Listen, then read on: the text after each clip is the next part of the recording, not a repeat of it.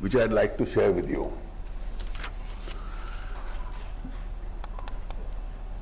Coming here, there will be a first after some 9 decades plus, where there will be no railway budget and it will be merged into the union budget.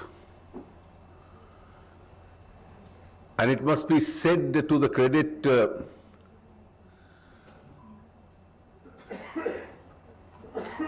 of the legacy that the British left behind, that amongst the few areas of industry or communication that they created was the Indian Railways. The road network was by and large ignored. Countries in Europe and the United States had developed an advanced highway and road network. In US, that is used more than the railways itself.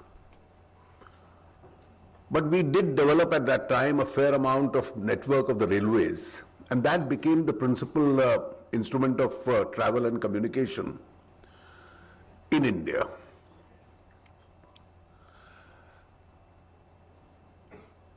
And of course, today, the railways, though operated by the government, is living in a competitive world. There is no competition within the railways because there is no alternative railway as you have in other parts of the country with which the Indian Railways has to compete with. But you are now going to increasingly compete with other modes of communication. You have a highway sector which has developed in the last 15 years, which is giving the railways a real run for its money. And in terms of passenger traffic now,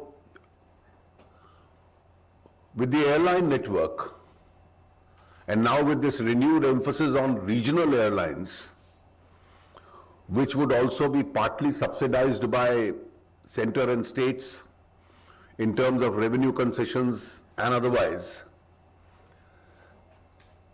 even for travel purposes, the railways is going to face a big competition.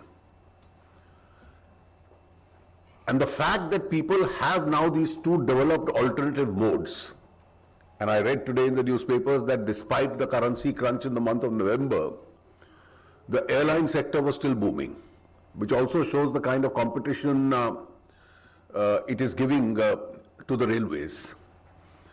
And therefore, even though there is no competition within the railway network, there is competition that you have from the alternative modes of travel and communication and transporting cargo. And therefore, unless both in performance as also in its internal management you are able to maintain the highest of standards, the dangers of losing out in competition will always be there.